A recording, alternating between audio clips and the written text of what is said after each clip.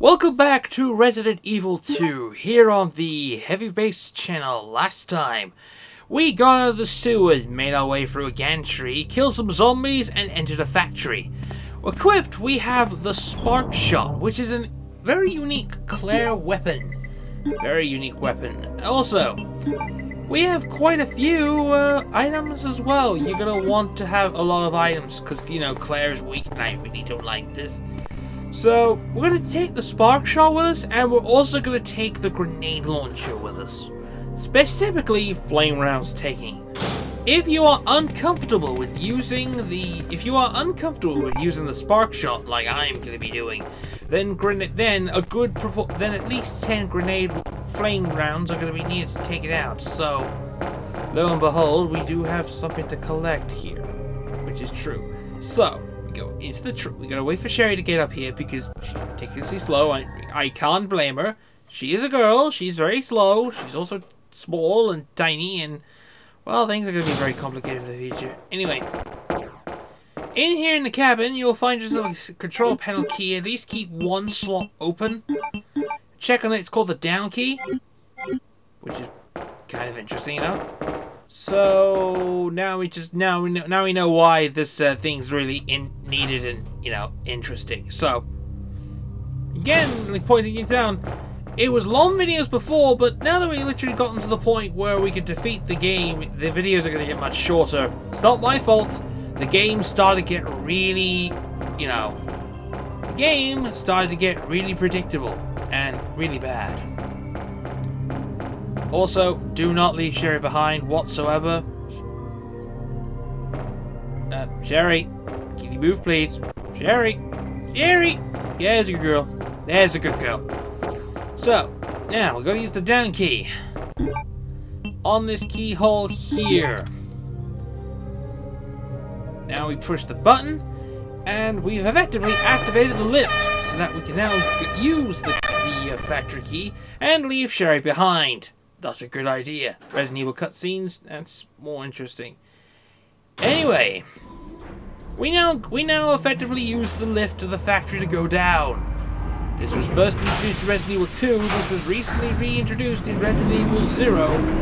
Essentially, you don't even go into the fucking labs in this game in Resident Evil 0, and that kinda sucks. But for some reason, this lift... Claire, oh. My stomach. Oh dear. My stomach hurts. I figured plot device would be picking up by now. Oh no. Hang in there, Sherry. Convenient that something happens to Sherry the moment we're literally down on that. She literally now has a fever and she started burning up and something's come on the train, so... Yay. Well, I hope there's something here that we can...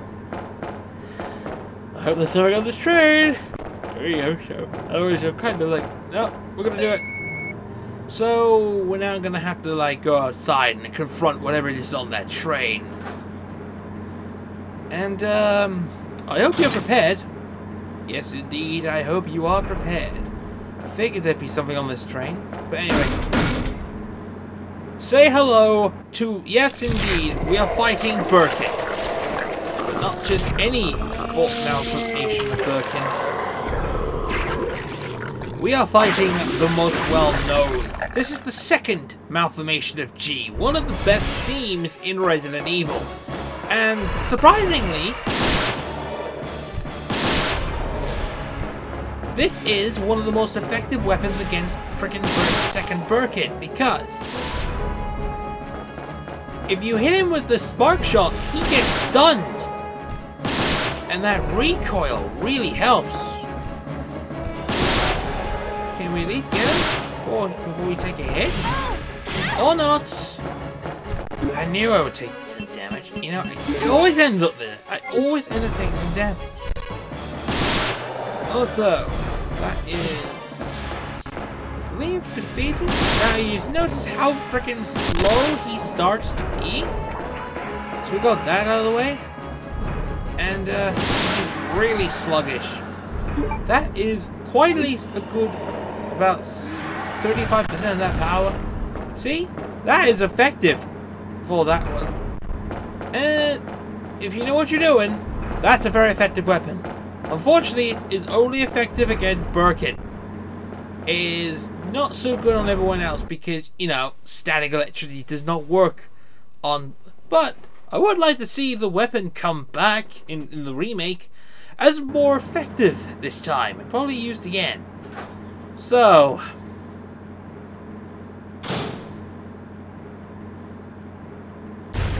effectively, we now land at the bottom of the floor. Sherry. Poor Sherry. She didn't have to suffer from Capcom's writing decisions. The fact that the whole thing was later was, you know, basically considered canon, which kind of peeved a few people. But anyway, Claire actually spots an office. She takes Sherry to that said office.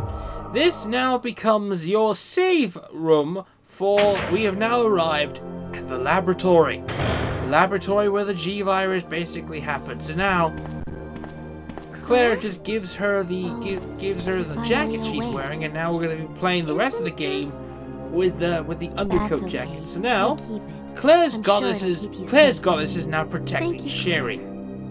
Even though we have a new objective though, since we're actually here in the lab itself. After we're listening to Sherry's backstory about how Claire was actually there the moment. It just kind of, it's supposed to be heart-wrenching at the same time when you realize that the little girl never had any proper parents.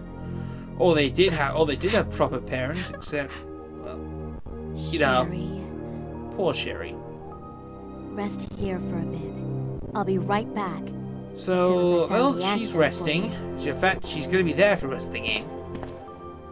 Well, the good news is, though, and I will say this, it's a bit of good news, is that we're now going to be using the grenade launcher for the rest of the game. So, you'll want to start stocking up. The thing we actually stocked up on the grenade launcher a lot of times, so we now have at least a great deal of ammunition to work with, and it really, really shows. The bad news is, though, the spark shell is now effectively useless at this point. Yeah, I mean, yeah, it's fantastic against zombies, but that was only one form of Birkin it was strong against. It's not even that strong against other forms of Birkin in the first place. But lo and behold, we'll have to do that. So we're just gonna have to put some ammunition down. We're gonna have to mix this up a bit. We're gonna have to put the gun back right here. And then we'll put that, and then we'll go... what am I going to do here? I'm just thinking, what am I going to do? I've got a lot of healing items, and there's a lot of bullshit in this lab, so...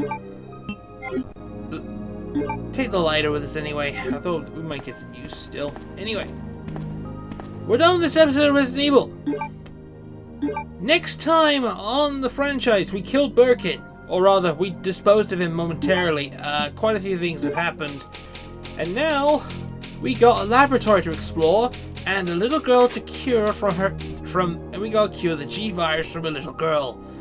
Well, this is probably gonna be bullshit for the next few parts, I'll definitely say that.